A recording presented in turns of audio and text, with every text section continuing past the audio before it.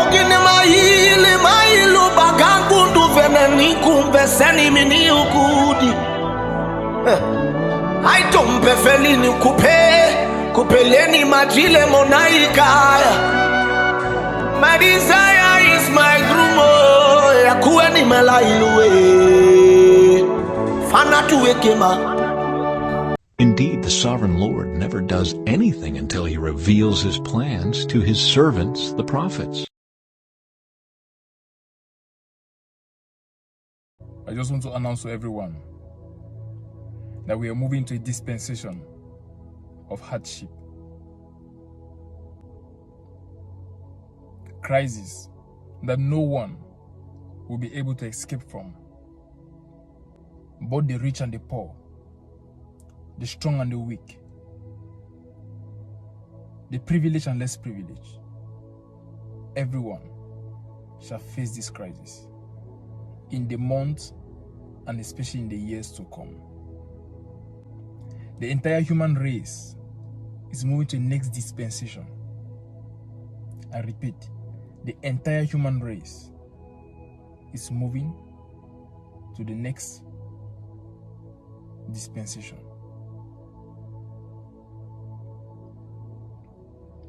And all these things are in preparation for the coming of Christ.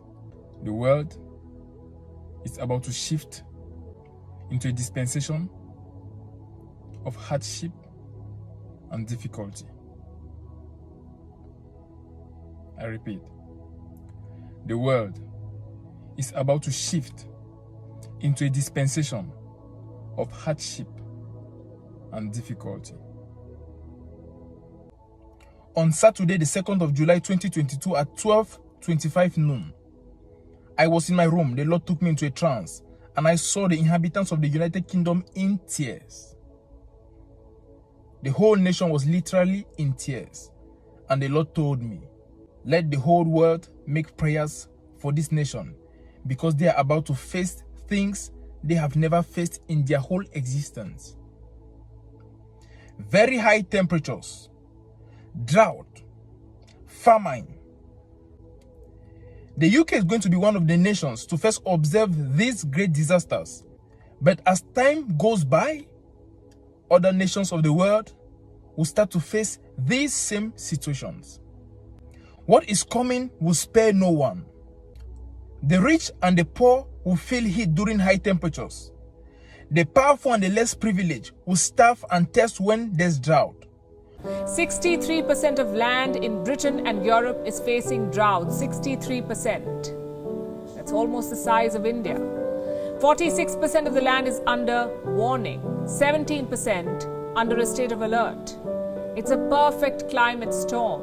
The rains have reduced to a trickle. The temperatures have hit multi-decade highs. As a result, Europe's rivers are drying. The reservoirs barely have any water left. And the situation is the same across the continent. Southern England had its driest July since 1836. Overall, it was Britain's driest July in 20 years. The government has declared amber alert for the next 4 days. Temperatures are so high, it could trigger fires. Take a look at the first set. It may look like a desert, but it's not. What you're looking at is a reservoir in Spain. 84% empty. You can see the paddle boats and water slides abandoned nearby. Aquatic life driven to death. The reason? Climate change. Spain had its hottest July since 1961. Some parts of the Iberian Peninsula are at their driest in 1200 years. Let that sink in. 1200 years. Now for the next set of pictures. What you're looking at is Italy's longest river, River Po. Large sandbanks have started appearing around it. Why? Again, climate change. This region is facing its worst drought in 70 years. Now we go to France. See those beautiful sand plains? What if I told you those are not plains? What you're looking at is a dried up river.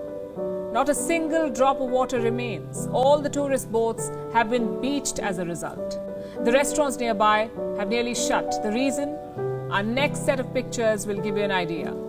Wildfires are raging across southwestern France. Nearly 6,000 hectares of forests have been burnt.